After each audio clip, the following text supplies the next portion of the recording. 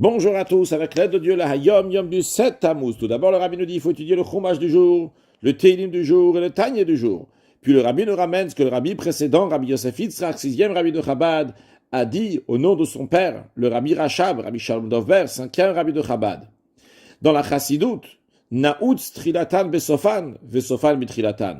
Le début du processus est lié à la fin du processus, et la fin du processus est liée au début du processus.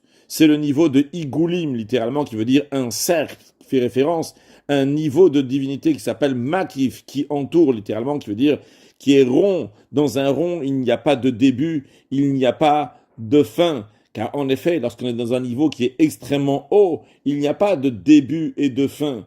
Tout est exactement au même niveau. De même dans la Chassidout. Dans la profondeur de la Chassidout, on rattache tous les extrêmes que la fin est liée au début, le début il est lié à la fin.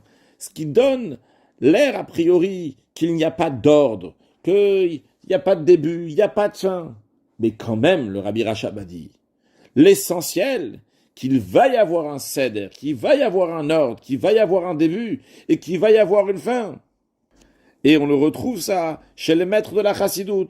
Que ce soit le fondateur de la Chassidout, le Baal Shem Tov, il était ordonné, que ce soit le successeur du Baal Shem Tov, le Maggid de Mezrich, il accordait une très grande importance à l'ordre.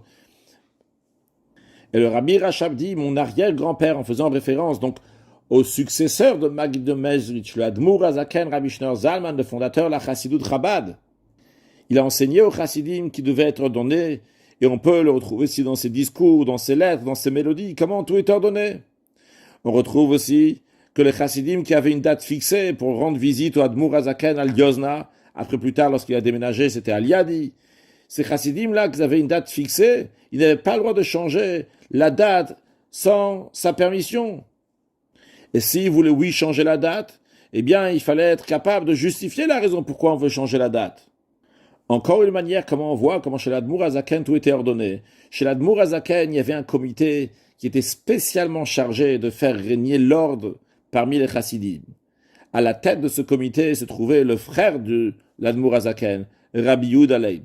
Il y avait un deuxième comité qui s'occupait des jeunes Chassidim, qui était dirigé par l'Admour Haemtsaï. Rabbi Dover, le fils de l'Admour Azaken, c'est lui qui était en tête de ce comité. Donc on voit que bien que Naoutz Trilatan Besofan, Sofan Bitrilatan, il n'y a pas de début, il n'y a pas de fin, mais quand même, il faut qu'il y ait un Seder. Il faut mettre de l'ordre. Mashiach now, excellent Yom.